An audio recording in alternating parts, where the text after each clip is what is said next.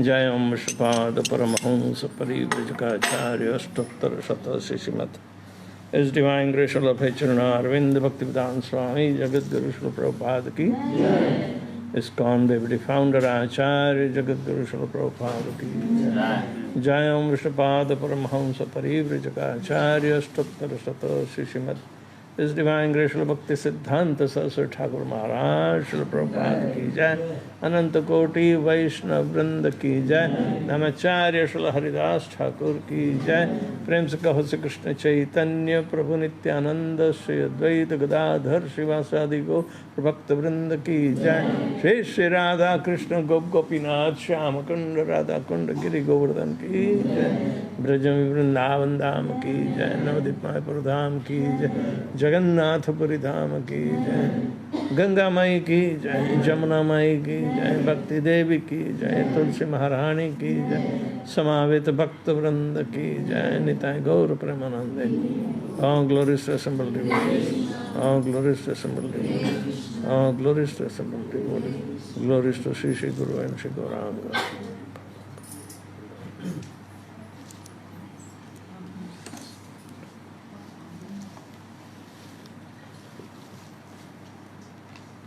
Yeah.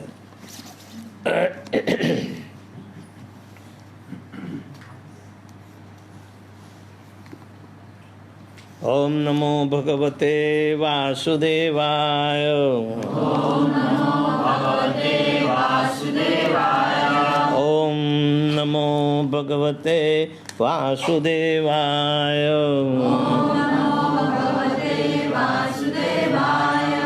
ओम नमो भगवते वासुदेवाय।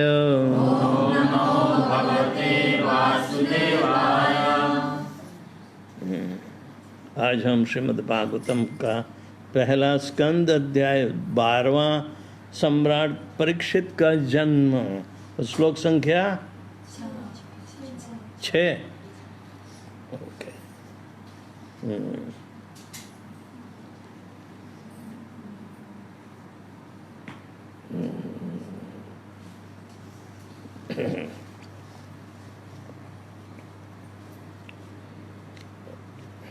महाराज युधिष्ठिर और उसके भाइयों की उपलब्धियां का प्रभाव त्रिलोक में गूंज रहा है ऐसे परिवार में परीक्षित महाराज जब पैदा होते हुए तो वो कोई मामूली जन्म नहीं होगा। इसकी विशिष्टताएं समझने के लिए आगे कहते हैं छठे किम ते कामः शूर स्पार्हा मुकुंद मनसः द्विजाः अधिजहु मुदं राज्ञ क्षुदितस्य यथा इतरे किं ते कामासुरस्पार्हा मुकुंद मनसो द्विजाः अधिजर्हर्मुदं राज्ञः क्षुधिस्तस्य यथेतरे किं ते कामः सुरस्यास्पार्हा मुकुंदं मनसो द्विजाः अधिजहर्मुदं राज्ञः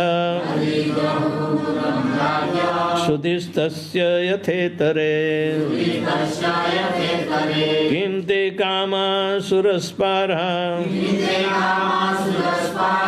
मुकुंद मनसो द्विजाः अधिजर्हर्मुदं राज्ञः क्षुधिस्तस्य यथेतरे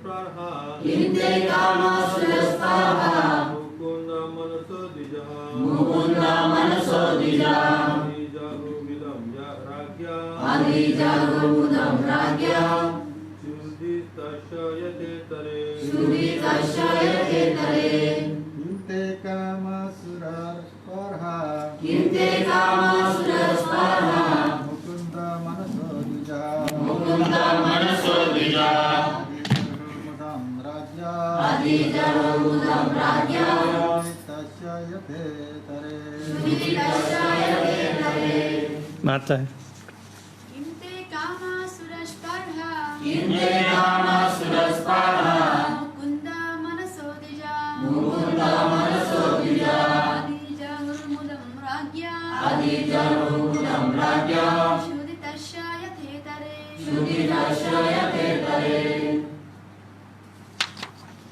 किम किस लिए थे वे सब कामः इंद्रिय के भोग के विषय सुर स्वर्ग के निवासियों की स्पार्हा आकांक्षाएं मुकुंद मनसः पूर्व से इस भावना भावित का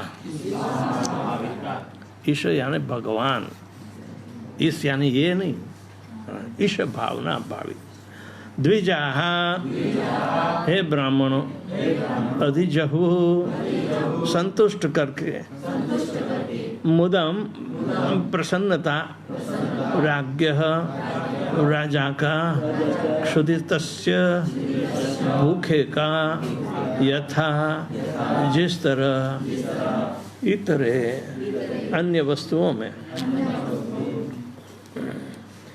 अनुवाद और तात्पर्य श्रीमद् ऋषि भक्तिवेदांत स्वामी श्रील प्रभुपाद के द्वारा। हे ब्राह्मणों, राजा का ऐश्वर्य इतना मोहक था कि स्वर्ग के निवासी भी उसकी आकांक्षा करते थे, लेकिन चूंकि वे भगवान की सेवा में तल्लीन रहते थे अतः एवं उन्हें भगवान की सेवा के अतिरिक्त कुछ भी तुष्ट नहीं कर सकता था। संसार में दो वस्तुएं होती हैं जिनसे जीवों की तुष्टि हो सकती है। जब कोई भौतिकता में डूबा रहता है तो वह इंद्रिय तृप्ति से तुष्ट होता है, किंतु जब कोई भौतिक गुणों से मुक्त होता है तो वह भगवान की तुष्टि के लिए प्रेमामयी सेवा करके तुष्ट होता है। इसका अर्थ यह हुआ कि जीव वैधानिक रूप से सेवक है, सेव्य नहीं है। बहिरंग शक्ति की दशाओं में मोहग्रस्त होने के कारण वह अपने आप को सेव्य यानी कि सेवा कराने योग्य समझता है, जबकि वास्तव में वह सेव्य होता नहीं है। वह तो काम, इच्छा, क्रोध, लोभ, गर्व, उन्मत्तता तथा असहिष्णुता जैसी इच्छाओं का दास होता है। जब वह आध्यात्मिक ज्ञान की प्राप्ति करके अपने होश में आता है तो वह अनुभव करता है कि वह भौतिक जगत का स्वामी नहीं है, अपितु अपनी इंद्रियों का दास है। उस समय वह भगवत सेवा की याचना करता है और तब वह तथाकथित भौतिक दुख सुख के द्वारा मोहग्रस्त हुए बिना सुखी बन जाता है। ये जो है कि अपितु अपनी इंद्रियों का दास होता है, उस समय भगवत सेवा की याचना करता है तब वह तथाकथित भौतिक सुख के द्वारा मोहग्रस्त हुए बिना सुखी हो सकता है। सुखी बनने की चाबी ये बताते। महाराज युधिष्ठिर मुक्तात्मा थे, अतएव उन्हें विशाल साम्राज्य, उत्तम पत्नी, आज्ञाकारी बंधुएं, सुखी प्रजा तथा सुसंपन्न जगत से कोई प्रसन्नता नहीं हो रही थी। शुद्ध भक्त को ये वर स्वतः प्राप्त होते हैं, भले ही वह उनकी कामना न करे। यहाँ पर दिया गया दृष्टांत अत्यंत उपयुक्त है। जैसा कहा जाता है कि भूखे को भोजन के अतिरिक्त अन्य किसी भी वस्तु से संतोष नहीं मिलता। समस्त संसार भूखे जीवों से भरा पड़ा है। यह भूख उत्तम भोजन, आश्रय या इंद्रिय तृप्ति के लिए नहीं है। भूख तो आध्यात्मिक वातावरण के लिए है। अज्ञानतावश लोग सोचते हैं कि संसार असंतोष से व्याप्त है, क्योंकि पर्याप्त भोजन, आश्रय, सुरक्षा तथा इंद्रिय तृप्ति के साधन उपलब्ध नहीं है। यह मोह कहलाता है।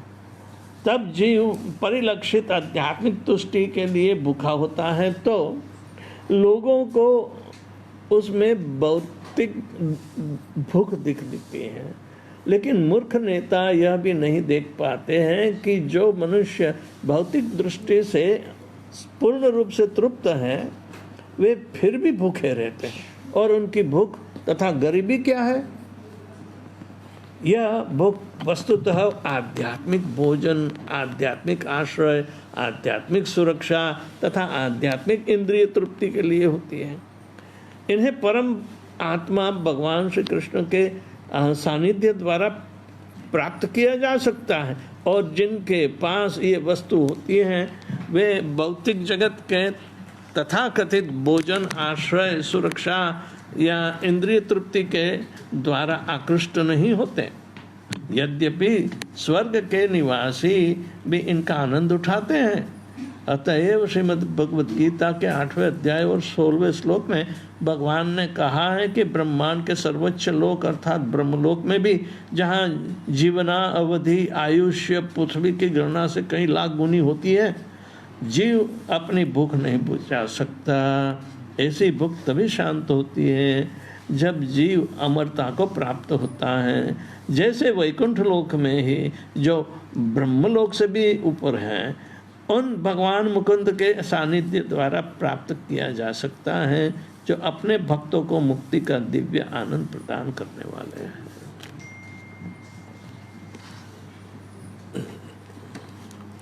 ओम अज्ञानतिमिरान्धस्य ज्ञानाञ्जनशलाकया चक्षुर्मिलितं येन तस्मै श्रीगुरुवे नमः।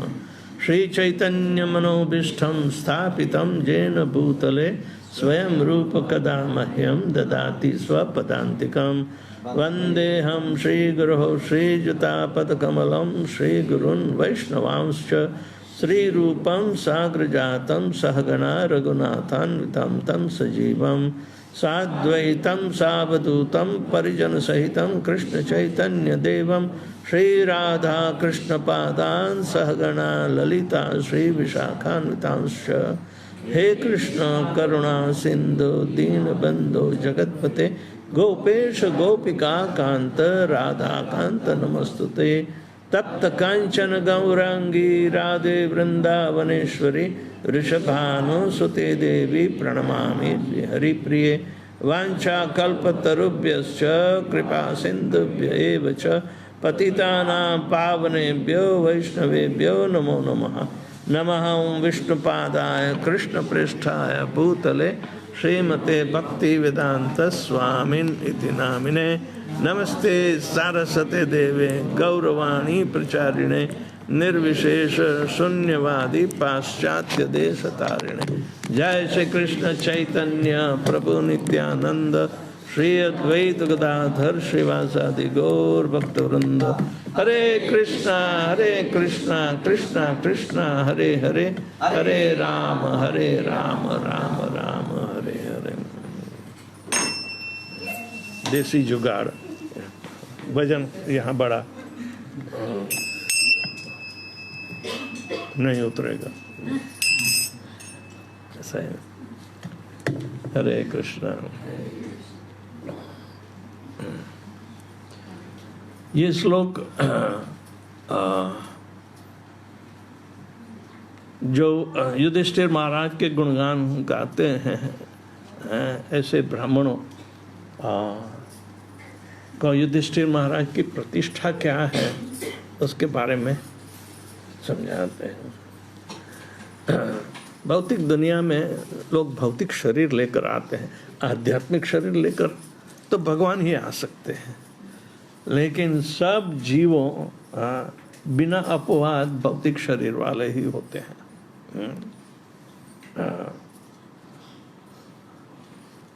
ये भव यानी कि जहाँ अपनी उपस्थिति होती है, उपस्थिति यानी कि प्रेजेंस। हम लोग हैं यहाँ, क्यों हैं? क्योंकि हम पैदा हुए हैं। आध्यात्मिक जगत में पैदा होने का कोई सवाल ही नहीं होता। आध्यात्मिक जगत में तो आध्यात्मिक शरीर ही होते हैं,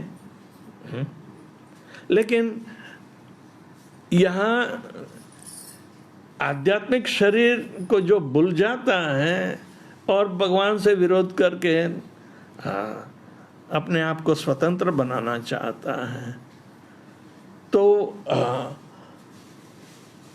खुद का जो जीवन आध्यात्मिकता में भगवान की भक्ति के द्वारा पूर्ण रूप से उसका विकास होता है, रखरखाव होता है, सुरक्षा होती है और पोषण भी होता है।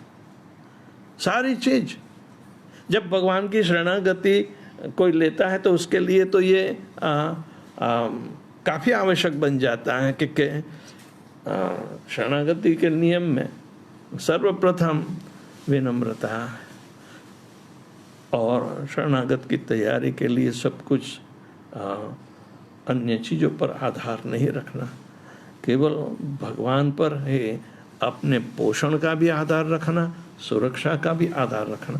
इसीलिए हमें भगवान की अनुकूल सेवा करनी चाहिए, प्रतिकूल सेवा वर्ज्य करनी चाहिए। अनुकूलस्य संकल्प प्रतिकूलस्य वर्जनम। तो ये 6 आवश्यकताएं शरणागति की है। जो शरणागत जीव है भगवान के आश्रय में है, तो उसे किसी भी प्रकार की वंचना यानी कि इच्छाएं रहती नहीं। वो आत्मसंतोष में रहता है। तो ये तो भक्ति के सिद्धांत बन गए। लेकिन भौतिक शरीर में आकर हम जो अपने आप को शरीर मानने लगते हैं, तो शरीर की उपलब्धियों के पीछे सारा संसार पड़ा रहता है और एक दूसरे का द्वेषी होता है, फिर भी उसको कभी संतोष नहीं होता है कि अब मेरे पास इतना धन है, काफ़ी है, नहीं और कमाने की इच्छा होती है सो। हाँ, कितनी परेशानियों से वो जाता है, वो समझता है कि मेरे पास इतना है, काफ़ी है, अब मैं निवृत्त हो जाऊं। लेकिन इसके पीछे जो लगाव है वो चालू रहता है। हाँ, इसीलिए यहाँ युधिष्ठिर का जो उदाहरण है वो पहले से मुक्त आत्मा है। भगवान के संतोष के लिए इन लोगों ने अवतार लिया है। भगवान के निमित्त बनने के लिए जो तैयारी है युधिष्ठिर पहले से ही जानता है। अर्जुन को तो सिखाना पड़ता है क्योंकि वो भूल जाता है। हाँ? लेकिन युधिष्ठिर कभी भूले नहीं। एक बार क्या हुआ था कि इतनी परेशानी के बाद भी कौरव लोग इनको परेशान ही करना चाहते थे कि जैसे इनको इनके पास जो कुछ राज सत्ता धन दौलत इत्यादि हैं सबको हड़प ले। ईर्ष्यालु लोग तो ऐसे ही करेंगे। और दुर्योधन और शकुनी युधिष्ठिर के पास आते हैं, हे भैया चलो हम जुआ खेलें। देखो युधिष्ठिर जुआ खेलना जानता नहीं है, वैसे भी अपने जीवन को होड़ में नहीं रखना चाहता है, पर ये तो सामने से निमंत्रण आया है। हाँ? कि चलो भैया हम जुआ खेलें, शर्त लगावे, ये करे वो करे। और क्षत्रियों का धर्म है कि यदि कोई चैलेंज देता है खेलने की, हार जीत की बात होती है तो मना नहीं कर सकता। युधिष्ठिर जुआ खेलना जानता नहीं क्योंकि वो संतुष्ट है अपने आप में। हाँ, किसी की भी आवश्यकता नहीं। ऐसे चरित्र को भी कृष्ण भगवान न्योता देते हैं। और ये निर्लज्ज लोग दुर्योधन और शकुनी दोनों युधिष्ठिर के पास आते हैं कि चलो भैया हम आज जुआ खेलें। इन लोगों की, शकुनी की तो चालाकी काफ़ी है, झूठ मूठ सब कुछ करके हड़प करना चाहता है। तो जुआ खेलने में इन लोगों ने जो पासे होते हैं ना, जो डालते हैं, तो वो कुछ अंदर पासे में वो लोग वो जो मर्क्यूरी होती है ना, हाँ, वो अंदर डाल देते हैं। तो जिस तरह फेंके वैसे ही पड़ता है। हाँ, तो ऐसे पासे बनाए और जो अपने हिसाब से पड़ेगा। तो झूठ मूठ का आश्रय लेकर, क्योंकि इन लोगों को संतोष नहीं है, युधिष्ठिर संतोषी है, इनको कोई भौतिक लाभ और गैर लाभ की भी भावना नहीं है। उसने तो हाँ बोल दी। हाँ, तो अर्जुन और भीमसेन को जब पता चला, वो दोनों युधिष्ठिर पर गुस्सा करने लगे, बोलने आए कि भैया ये तुमने क्या कर दिया, हाँ बोल दी। तुम जानते हो कि ये लोग हमें परेशान करने के लिए अलग अलग प्रकार के उपाय देते हैं। हाँ, ये क्यों किया, हमें और मुश्किल में डालना चाहते हो। ऐसे ऐसे कड़क वचन सुना है छोटे भैयाओं ने बड़े भैया को। बड़े भैया स्थिर है, युधे स्थिर, विपरीत स्थितियों में भी जो स्थिर रहता है वो युधिष्ठिर कहलाता है, क्योंकि उसके हृदय में भगवान के चरण कमल जो पकड़े हुए हैं, इस पर पूर्ण भरोसा है। और हमेशा कोई भी विपरीत परिस्थिति में स्थिर रह सकता है। हमें तो सीखना होता है कि युधिष्ठिर सत्यवादी ही है इतना नहीं है कि, लेकिन विपरीत परिस्थितियों में भी भगवान का उसका जो स्मरण है, भगवान की पूर्ण भरोसा से जी रहा है, तो वो कभी छोड़ता नहीं, विपरीत स्थितियों में भी। हाँ, उसे पूर्ण निश्चय रूप जानता है कि नहीं, कोई भी व्यक्ति जो कुछ काम करता है वो अंततोगत्वा भगवान के निर्देश में ही होता है। हाँ, कोई बीड़ी फूकता है, क्यों करता है? अरे भगवान तो उसके हृदय में भी परमात्मा के रूप में है, जानते हैं कि उसको फूकना है तो फूकने दे, अपने आप को फूक डालेगा।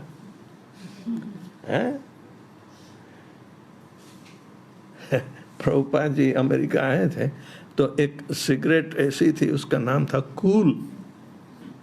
कूल। प्रभुपाद ने कहा that stupid person is smoking fire and he says cool। तो देखो, संतुष्टि नहीं है, फिर भी नामकरण करके संतुष्ट करने की भावना रखता है। लेकिन प्रभुपाद जानते हैं कि ये तो धुआं फूक रहा है, फायर फूक रहा है। धुआं क्यों होता है? फायर होता है। तो सारा जीवन जला देना चाहता है। तो ये मूर्ख नहीं तो कौन है? Stupid person, he thinks he is smoking, but he's smoking fire and he says he's cool। Cool यानी ठंडा, फायर यानी गर्म। तो ये स्थिति में सिगरेट से भी कोई संतोष पाया नहीं है, क्योंकि फेफड़े का कैंसर होता है, क्या क्या नहीं, सब सिगरेट पर नियंत्रण जब तक आया नहीं तब तक लोग फूंकते ही रहे और मरते ही रहे।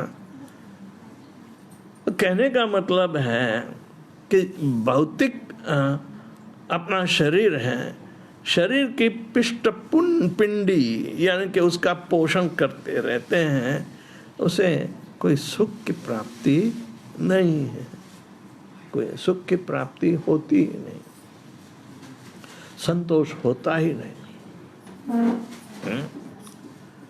ऐसे व्यक्ति हमेशा भूखे रहते हैं और अनायास ही उसका मन इंद्रिय भोग के पीछे पड़ा रहता है। तो जब युधिष्ठिर अपने भाइयों का गुस्सा देखकर शांत स्वभाव से बोलते हैं, भैया चुप हो जाओ, चुप हो जाओ। हाँ, क्यों? ये तो ऊपर ऊपर से दिखाई देता कारण है कि भैया तुम जानते नहीं जुआ कैसे खेलना, और तुमने हाँ बोल दी, वो हमेशा तुझे हराएंगे ही हराएंगे और हमारा सत्यानाश हो जाएगा। हाँ, वो गलत तो नहीं थे, हुआ भी ऐसा। हाँ, पर फिर भी हाँ, युधिष्ठिर जो जवाब देता है वो सुनने लायक है। वो कहते हाँ मैं जानता हूं, लेकिन कोई भी व्यक्ति जो कुछ करता है वो भगवान के निर्देश में वो करता है, उसकी इच्छा ये है, तो भगवान उसे कहते कि जा। चोर को चोरी करने की आदत क्यों देते? परमात्मा तो जानते हैं, लेकिन करवाते हैं क्योंकि उसको पनिशमेंट की ही राह देखनी पड़ती है ना, वो कौन देगा? तो भगवान ने नियुक्त किया है कि चोरी करके वो कहाँ तक पड़ा रहेगा। चोरी की सजा तो होगी ही, देर होगी, अंधेर थोड़ा होता है। हाँ? तो आश्वस्त रहना इन चीज़ों में बहुत आवश्यक है भक्तों के लिए। तो युधिष्ठिर महाराज कहते हैं तुम लोगों को पता नहीं, भूल क्यों जाते हो? हम सब का जन्म दैवी हुआ है, हम देवताओं के अंश हैं। अर्जुन तू इंद्र का बेटा है, युधिष्ठिर मैं यमराज का बेटा हूँ। हाँ, हम सब भगवान की ये जो लीला है उसमें हम योगदान देने के लिए आए हैं। तब भगवान पर ध्यान रखो, इनकी इच्छा के अनुसार जो हो रहा है उससे डरना नहीं, और हमें भगवान के चरण कमल ऐसे ग्रहण करने होते हैं कि चाहे कोई भी परिस्थिति आए हम विचलित नहीं हो। हाँ? तो यानी कि युधिष्ठिर वो अपने स्वभाव, नाम के अनुसार अपना स्वभाव बना के बैठा है। हम अपने नाम के अनुसार स्वभाव बनाते ही नहीं। नाम के अनुसार स्वभाव बनाते ही नहीं, क्योंकि वो चरित्र होता है। क्योंकि हम भौतिक शरीर हैं, भौतिक प्रलोभन से आकर्षित हो जाते हैं, लेकिन वो तो सारी जिंदगी हमें मुक्त नहीं करेगा। भगवान की सेवा कब कराएगा? ये शरीर खलु धर्म साधनम, अपना धर्म वहन करने के लिए साधन है, साधन निमित्त होता है। अपना शरीर भगवान की सेवा में निमित्त बनाना है। तो युधिष्ठिर ने ये जवाब दिया कि हम सब निमित्त हैं। निमित्त होना भगवान की सेवा में बहुत आवश्यक है। अपने आप हम सोचेंगे, अपने आप हम सोचेंगे कि मैं ये कर सकता हूं, मैं ऐसी ही सेवा करूंगा, दूसरी नहीं करूंगा, तो ये निमित्त का अधिकार ही नहीं। हथियार चलाने वाले और होता है, हथियार स्वयं निमित्त बनता है, वो अपने आप नहीं चल पाता, उसको चलाने वाला चाहिए। इसी तरह ये शरीर में भगवान की सेवा में चलाने वाला तो आत्मा है। परमात्मा उसे सारी मदद करते हैं, लेकिन उसे परमात्मा पर भरोसा नहीं है, तो निमित्त कैसे बनेगा? जिसको भगवान पर भरोसा नहीं है वो निमित्त नहीं बन सकता। युधिष्ठिर की ये जो ख्याति है वो बेजोड़ है, सारी दुनिया में कहीं नहीं मिलेगी, स्वर्गलोक में भी नहीं मिलेगी। ऐसा चरित्र और युधिष्ठिर किसी भी संकट में या परीक्षाएं जब होती हैं तो हमेशा खरा उतरता है, कभी फेल नहीं हुआ। उसकी परीक्षा बारंबार होती है। खुद यमराज उसके पिता यक्ष बनकर भी आते हैं परीक्षा लेने के लिए। महाभारत में सारी कथा आती है। यक्ष और राक्षस दो प्रजा ब्रह्मा जी की 10वीं है, वो देवताओं और दानव। तो दानव में यक्ष और राक्षस आते हैं, देवता 33 प्रकार के बताए गए हैं। तो ये सारे सृष्टि के संचालन में भाग लेते हैं। तो कहने का मतलब है युधिष्ठिर महाराज पहले से ही इनका भगवान के चरण कमल पर ही ध्यान है और भगवान पर पूर्ण रूप से आश्वस्त है, डिपेंडेंट है, पूर्ण भरोसा है कि जो कोई परिस्थिति पैदा होती है भगवान से अज्ञात थोड़ी रहती है, वो सर्वज्ञ है, जानते हैं। तो हमें डरने की आवश्यकता क्या है? जब हमने भगवान की शरण ली है तो हमें डरने की आवश्यकता क्या है?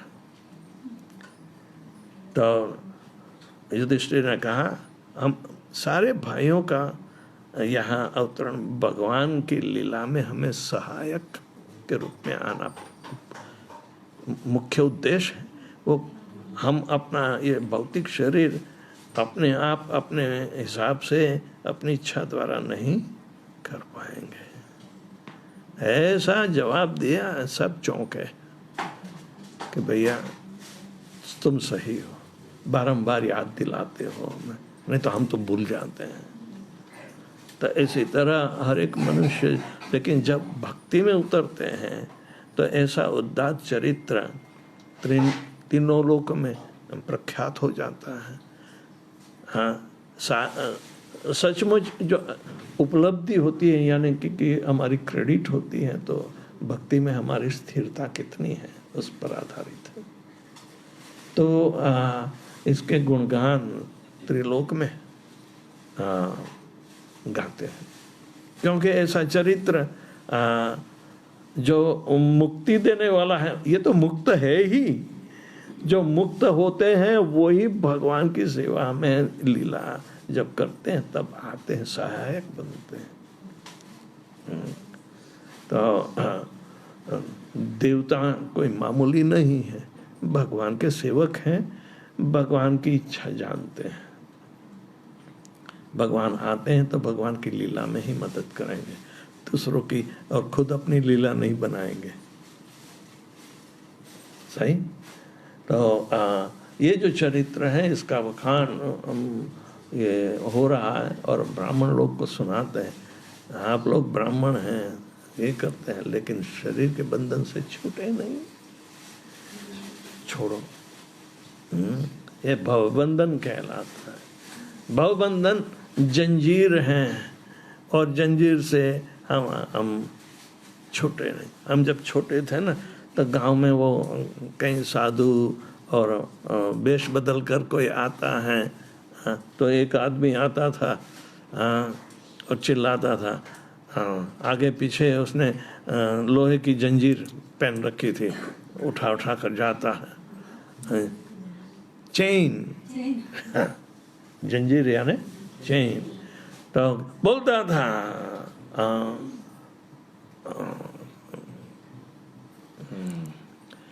भवबंधन काटो, भवबंधन काटो, भवबंधन। अरे भवबंधन काटो, तू तो जंजीर पहन के पड़ा है, सिखा तो सही, बोलने से थोड़ा भवबंधन कटता है। लेकिन ऐसा सुनाने आते थे। आजकल तो कोई आता ही नहीं। इंडिया में सब गायब हो गए। कोई साधु कोई सुनाना चाहता है वो भी गायब हो गए। तो इस्कॉन में ही हम सुनाते हैं। हम बाहर जाकर ऐसा वेशभूषा करके आओ, संसार के बंधन छोड़ो, मुक्त आत्मा आया है। अरे संसार के बंधन तो तूने पहन रखे हैं, मुक्त आत्मा कहाँ है? तो गांव गांव में क्यों भटकता चंदा मांगने के? रोटी का ही तो हेतु होता है। तो ऐसे ऐसे नाटक करते रहते हैं। तो यहाँ प्रभुपाद जी काफ़ी समझाने के लिए लिखते हैं। वो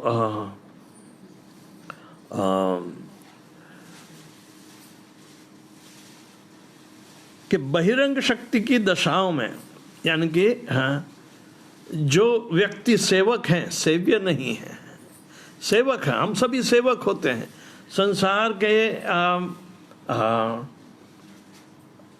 बंधन में भी। हम यदि भोगने की इच्छा करते हैं, बंधे हुए हैं फिर भी भोगने की इच्छा करते हैं, तो वो तो पागलपन है। अरे तुम सेवक हो, भोगी नहीं हो। ये शरीर भोगी नहीं बन सकता।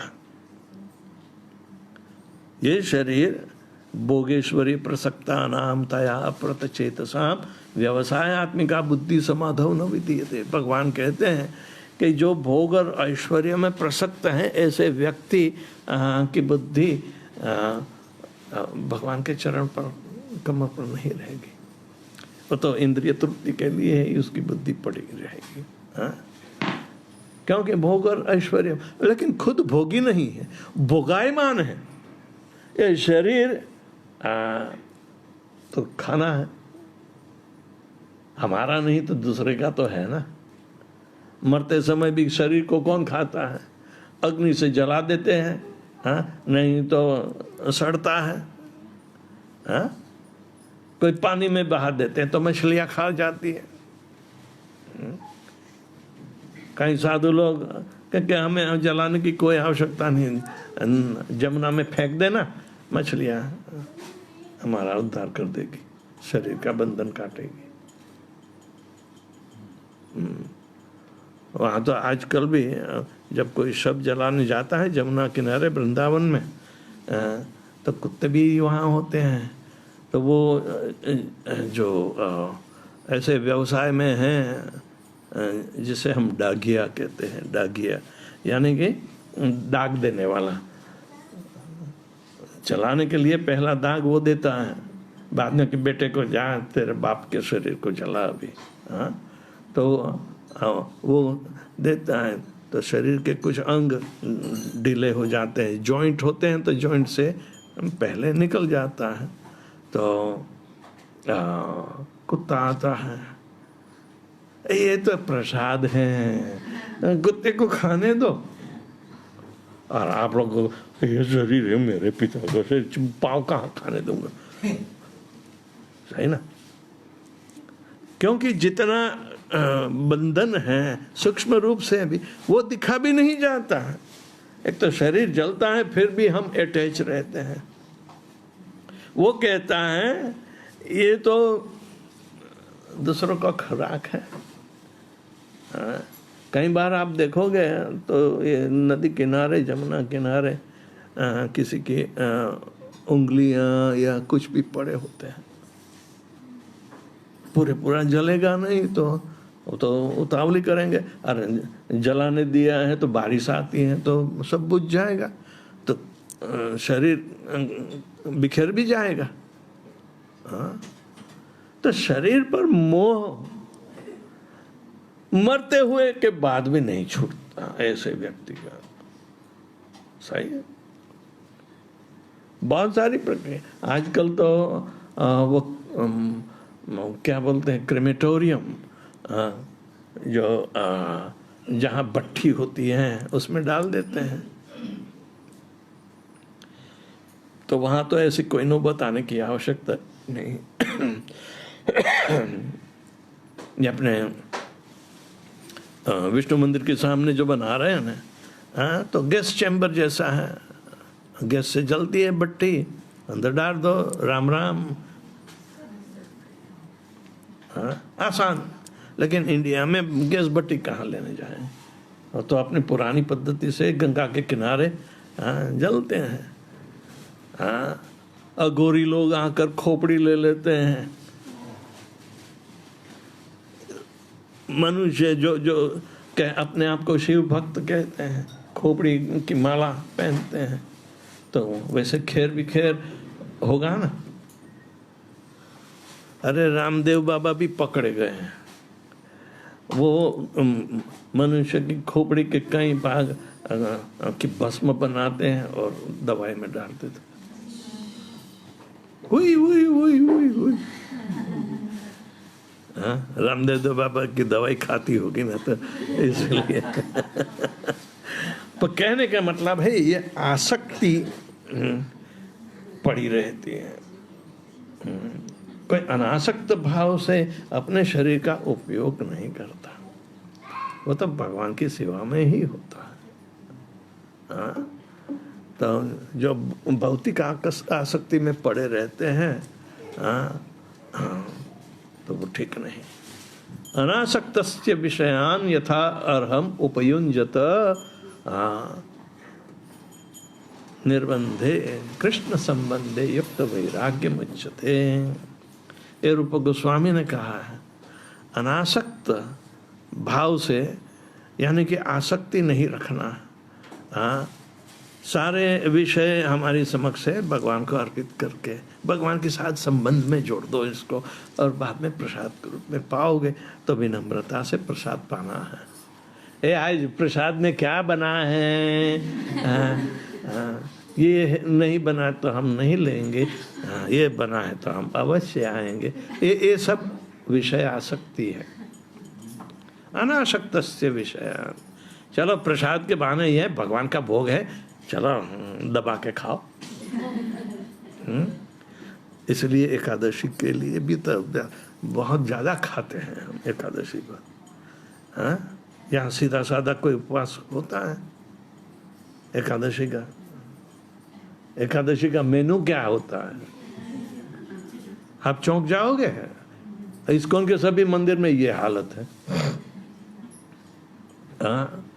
तो अनासक्तस्य विषयान यथा अर्हम उपयुञ्जत। जिस तरह भगवान की सेवा में अनासक्त भाव आगे लगकर हमें सेवा करनी है इनको, तो निर्बंध है, मेरे बंधन में नहीं आना चाहिए। लेकिन कृष्ण संबंध है, भगवान के संबंध में अभी हम उसको अर्पित करते हैं, तो युक्त वैराग्य मुच्यते। ये भाव जो है युक्त वैराग्य कहलाता है। नहीं तो प्रापंचिकी बुद्धि, प्रापंचिकी तया बुद्धिया हरि वस्तु न संबंधी न मुमुक्षु ही परित्यागो फल्गु वैराग्य कथ्यते। जूठा त्याग का दिखावा भी मनुष्य, एक तो आसक्ति रहती है,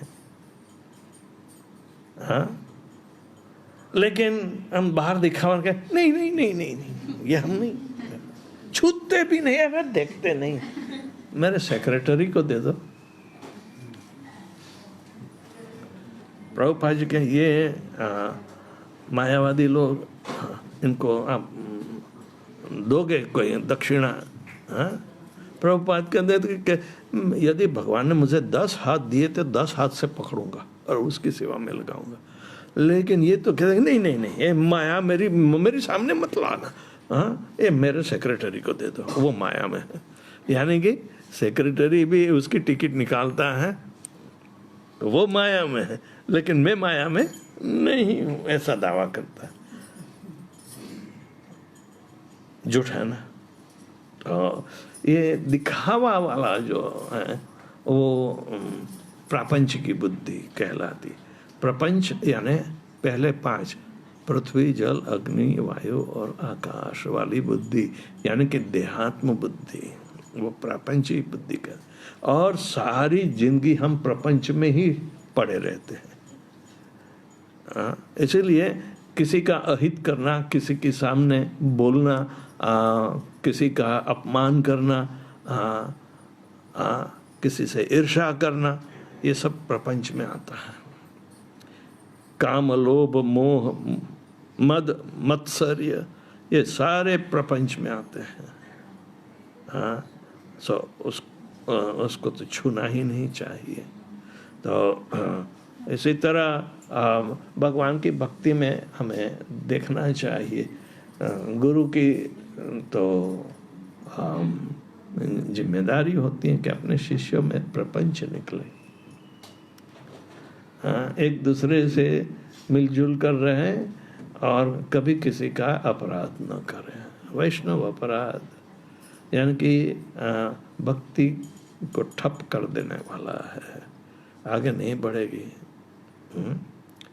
तो ये बहुत बार विषय हमेशा उसकी चर्चा बनी रहनी चाहिए। और परीक्षित महाराज के जो अवतरण के पूर्व की जो व्यवस्था है उसका निरूपण करते हैं कि ऐसे परिवार में परीक्षित का जन्म हुआ है, वो भी मामूली कैसे हो सकता है। तो किसी को कोई प्रश्न है?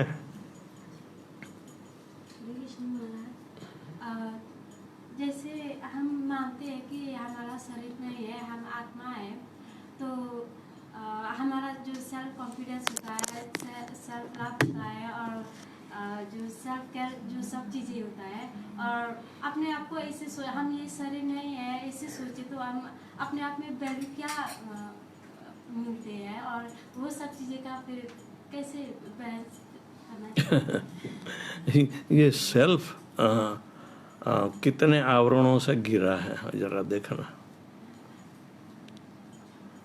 किसको सेल्फ कहते हैं? मन को भी सेल्फ कहते हैं, आत्मा को भी सेल्फ कहते हैं। ये आत्मा शब्द है ना, 3 आत्मा को भी लागू होता है, मन को भी लागू होता है, कभी कभी बुद्धि को भी लागू होता है, कभी कभी शरीर को भी लागू होता है। तो कौन ये सेल्फ के बारे में कौन स्पष्टता करता है, तो उसका बोलने का और करने का कोई भेदभाव है अंदर, देखना पड़ेगा। हम सेल्फ करते हैं, लेकिन भौतिक सेल्फ भी हो सकती है। लेकिन भगवान ने तो कहा कि सर्वोपाधिर विनिर्मुक्तम, हमें ये सारी चीजों तत्परत पे न निर्मलम, लेकिन पहले निर्मलता आए तब कौन सा सेल्फ है वो पहले दे। तो हरिनाम करके हमें निर्मलता आती है। तब हम सत्वगुण का उपयोग करके हमें परसत्व, यानी कि ऊपर सत्व से विशुद्ध सत्व तक जाने के लिए परसत्व बीच में है। तो पर यानी सुपीरियर। तो जब हम सत्व का आग्रही करते हैं, भाई भौतिक संसार में शुद्ध सत्व नहीं है, वो सिर्फ विष्णु के पास ही है। मनुष्यों के लिए मिश्र सत्व होता है, वो कंटामिनेटेड होता है। चलो हम इंद्रिय तृप्ति भी करें, फिर भी छूट ले सकते हैं। अरे होता है क्या? जो भवबंधन बढ़ाता है, ऐसे भाव को तो त्याग करने को कहा है। भगवान के साथ ऐसे ऐसे कार्यों को भी सिर्फ भगवान की प्रसन्नता के लिए ही जोड़ रखा, और भगवान को इनके बताए हुए मार्ग पर करते हैं तभी ही सिद्ध होता। ऐसे नहीं कि भगवान ने कहा था और ये नहीं, वो मैं मानता हूँ, नहीं, अक्षर यथावत। अर्जुन भी काफी आर्ग्यूमेंट करता था ना पहले अध्याय में, मैं ये सबको क्यों मारूं, आपके ही तो अंश हैं सब। लेकिन वो जानता नहीं था उस समय। तो भगवान ने अपना पर्चा बताया, इंट्रोडक्शन दिया, अपने सारे गुणवत्ता का पर्चा दिखाया, तब वो मानने लगा। जब मानने लगता है बाद में कि मैं देखना चाहता हूं, मान लिया पर दिखाओ तो सही। तब 11वें अध्याय में विश्वरूप का दर्शन करा तो छक्के छूट गए भाई के। घबरा गया।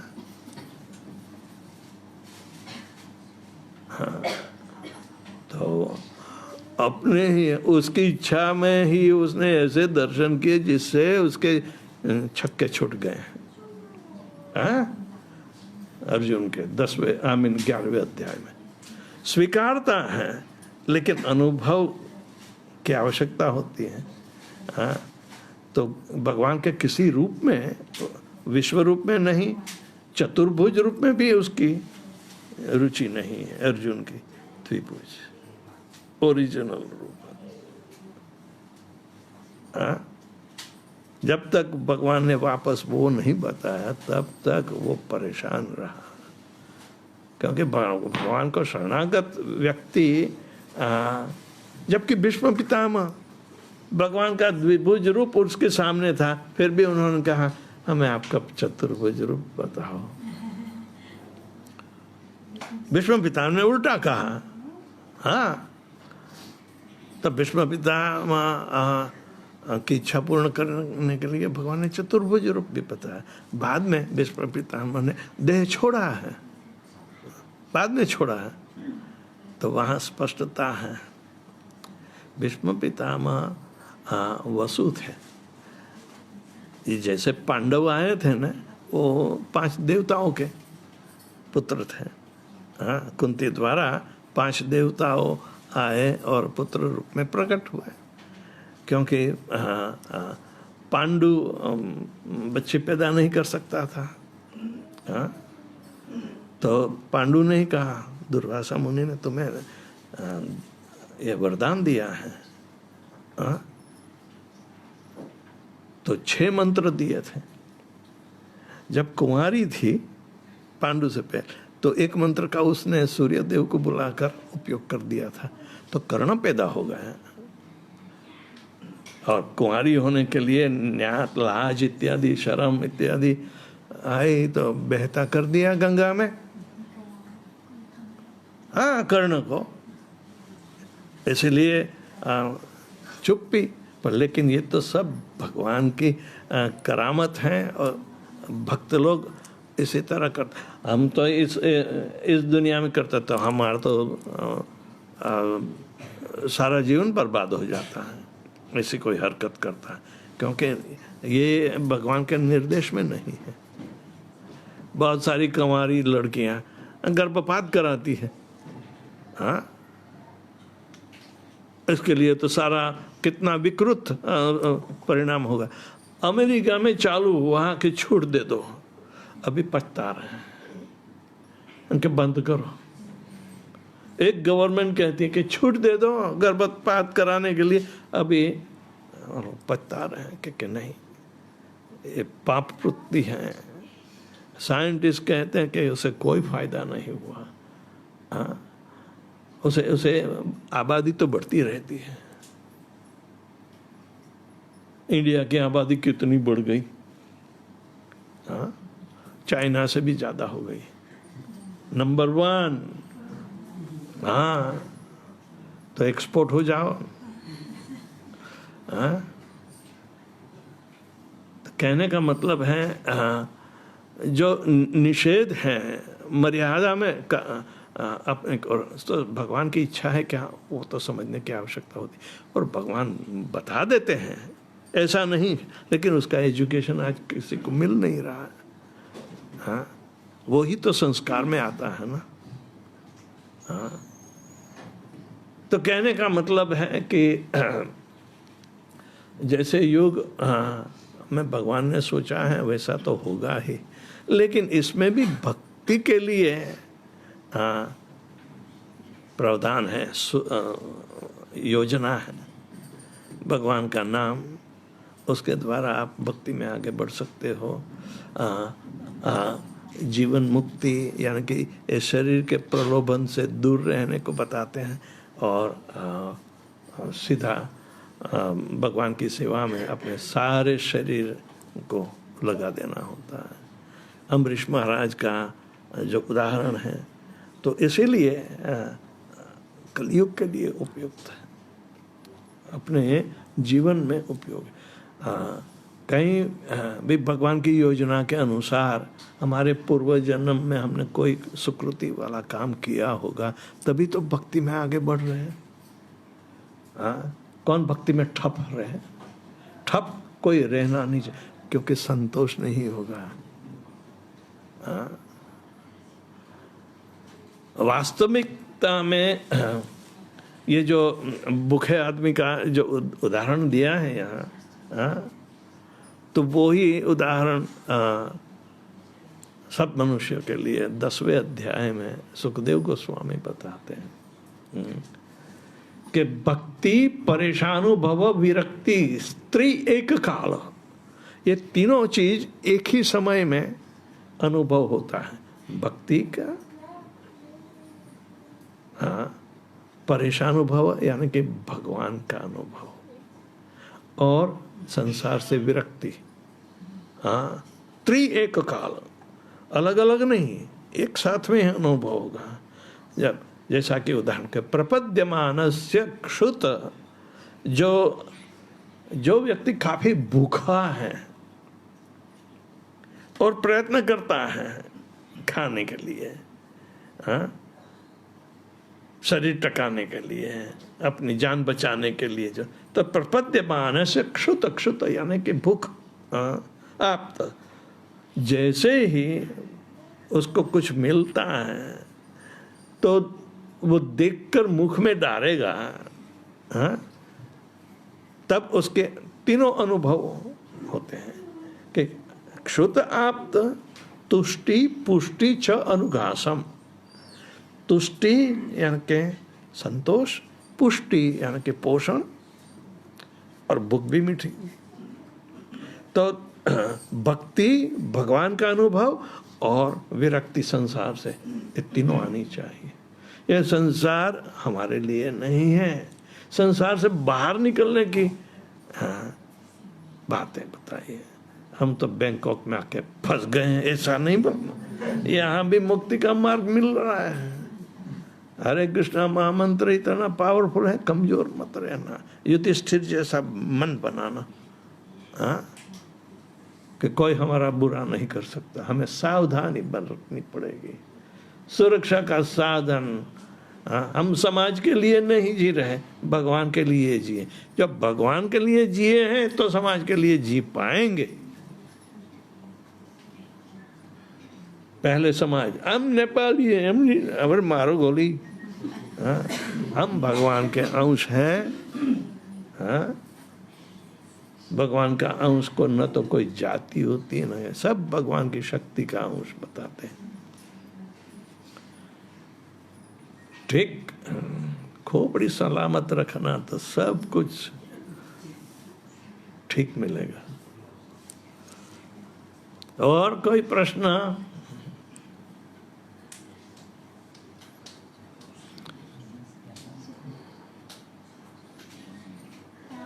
हरे कृष्णा महाराज, हो तुम्हें प्रसंग आया है, सारा संसार भूखे जीव से भरा पड़ा है। हाँ, तो भूखे कितने प्रकार के होते हैं? भूखे भूखे कितने प्रकार के हैं? कोई मांस से भूखा है तो मांसाहारी बहुत है, लेकिन उनको क्या संतोष है? उनको पूछना, are you happy? Are you satisfied with this life?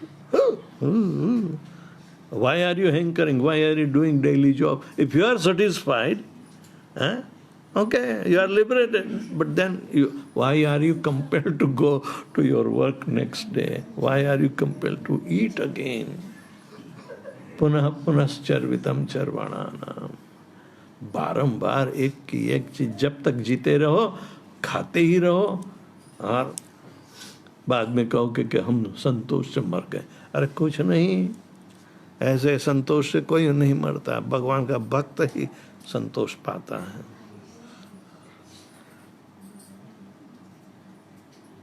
Satisfaction, ये भक्ति बिना कोई भी प्रकार का सेटिस्फैक्शन हमें किसी चीज से नहीं मिलेगा। मायावादी नहीं सेटिस्फाइड है, वो तो भगवान बनना चाहते हैं। निर्गुण निराकारी भी ब्रह्म ज्योति में लीन होना चाहते, लेकिन सेटिस्फेक्शन है ही नहीं। गिरते हैं, फिर से वापस आते हैं। क्यों भाई? वापस आने के क्या? भगवान के चरण कमल वो लोग ग्रहण नहीं करते, इसीलिए। तो ये युधिष्ठिर महाराज का चरित्र बहुत उदात्त है। उसे ख्याल में रखना। यदि युधिष्ठिर नहीं होता, जो विषमता में सब प्रकार के युद्ध में स्थिर होता, तो जब युधिष्ठिर इतना स्थिर है, तो उसको झूठ क्यों बोलना पड़ा युद्ध में? एक बार झूठ बोला है, कभी वो सत्यवादी झूठ नहीं बोलता था। लेकिन ये तो भगवान ने कहा था, ए युधिष्ठिर चल, आज तक झूठ नहीं बोला, चल महाभारत का युद्ध जीतना है, झूठ बोल। द्रोणाचार्य का पुत्र अश्वत्थामा काफी परेशान करता था लड़ाई में सबको, क्योंकि वो अर्जुन की ओर से लड़ रहा था ना।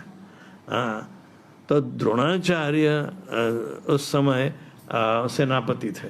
आर्य तो सबके गुरु हैं, पांडवों के भी गुरु हैं।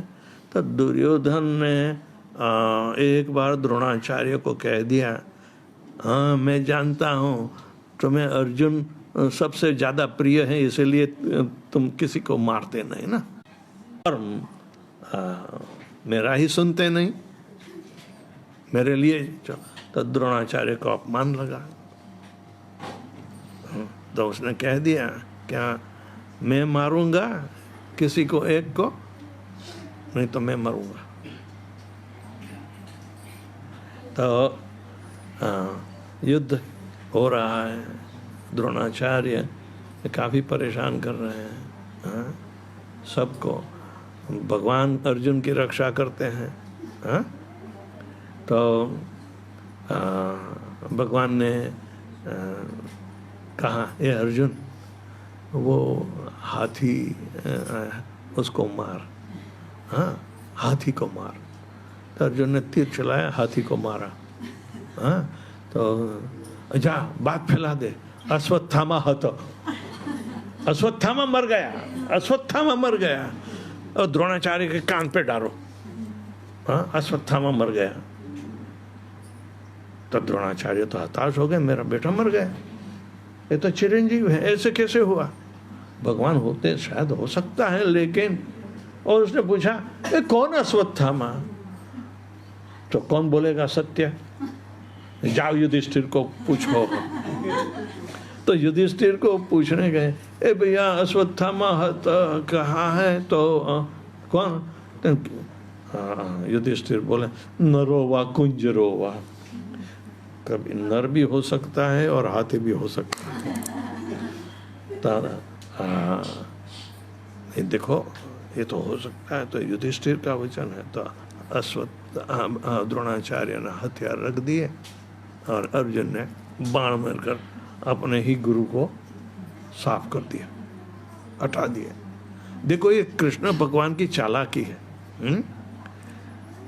तो सारी जिंदगी में एक बार झूठ बोलना पड़ा युधिष्ठिर महाराज को, जो सत्यवादी है, तो उसे सत्य या कोई भगवान ने कहा है ना, वो तो परम सत्य होना ही चाहिए। हाँ, भगवान की इच्छा है कि द्रोणाचार्य को हटाओ, तो भीष्म पितामह आएंगे। भगवान की इच्छा है कि भीष्म पिता भी मेरा भक्त है, द्रोणाचार्य भी मेरा भक्त है, वो मेरी इच्छा के अनुसार काम करेंगे, खुद नहीं करेंगे तो हम जबरदस्ती से भी करवाएंगे। ये भगवान सर्वोपरि होते हैं। तो भगवान ने युधिष्ठिर से झूठ बोलवाया और द्रोणाचार्य खत्म हो गए। हाँ, तो युधिष्ठिर जो झूठ बोलता है तो नरकगामी होगा ना। हाँ, और जो सारा झूठ का काम कर रहा है सारी जिंदगी, दुर्योधन, हाँ, झूठ का काम कर रहा है, लेकिन थोड़ा उसने कुछ लोगों के हित में भी काम किया था। तो जब वो मरा, हाँ, और पांडव भी ऐसे स्वर्गलोक में प्राप्त हो गए कहते हैं ना, पर युधिष्ठिर भी चले गए। तो दुर्योधन को यमराज ने कहा, ए भैया तू तेरे सत्कार्य का परिणाम चाहता है तो स्वर्गलोक की प्राप्ति होगी ही होगी। हाँ, ठीक है। तो दुर्योधन कहा हमें स्वर्गलोक दे दो। हाँ, वैसे क्षत्रिय मरता है, ट्रिक से मरता है या मारा जाता है तो स्वर्ग की प्राप्ति होती है। तो युधिष्ठिर झूठ बोला, तो ये तो यमराज का ही बेटा है।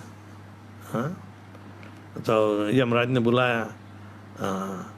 यमराज ने कहा मैं भी भगवान का सेवक हूँ, हाँ, तू मेरा अंश है तो सेवक ही रहेगा।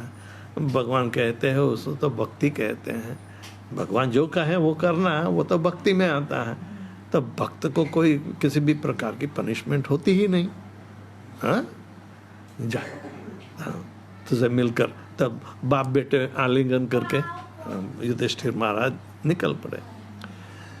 युधिष्ठिर को ये नरक से आते देखा, जहाँ यमराज से आते देखा, तो ये ऊपर स्वर्गलोक में दुर्योधन मजाक कर रहा है। हाँ, तो दुर्योधन युधिष्ठिर को देखकर, हे भैया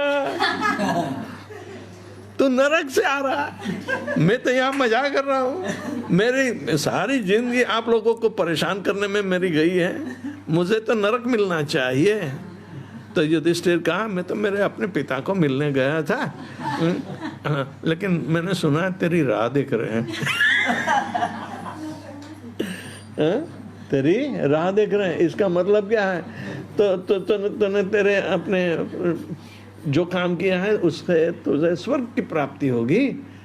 तो स्वर्ग भोग, लेकिन क्षीणे पुण्य मर्त्य लोके विशन्ति, खत्म हो गया तेरा पुण्य, तो तेरी राह तो देख रहे हैं, वो कितनी लंबी नरक की यातना तुझे भोगनी पड़ेगी, तुझे तो पता नहीं, तेरी राह देख रहे हैं कब जाएगा।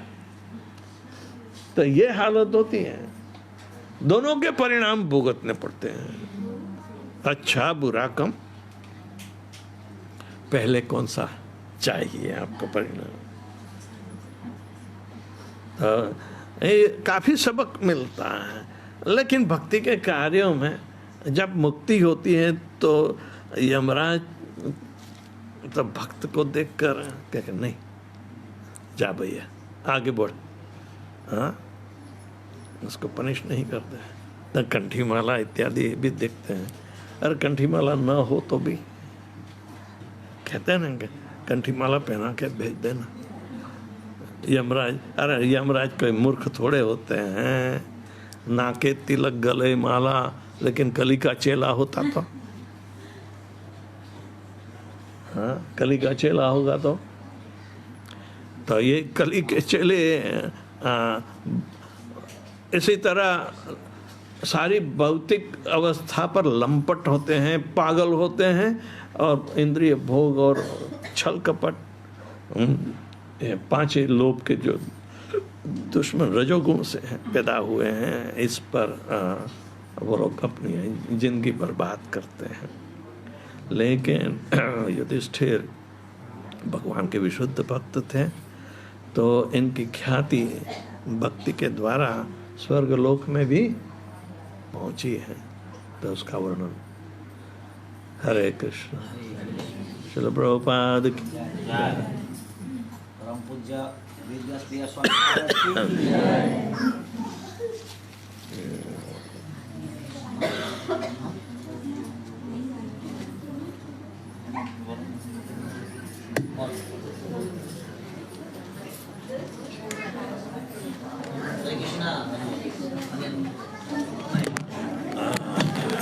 हरे कृष्णा।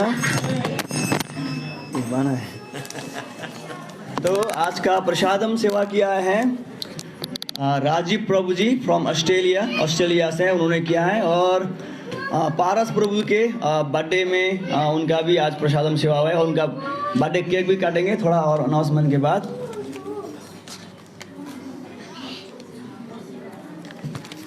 सुबह का वो नंबर 1 सेवा किया नहीं किया ना अभी तक, वो क्लीनिंग में तो नंबर 1 का ही चल रहा है। तो गुड़ों में तो सेवा सब हो गया आज, और बाकी का सेवा कर सकते हैं। और कुकिंग का है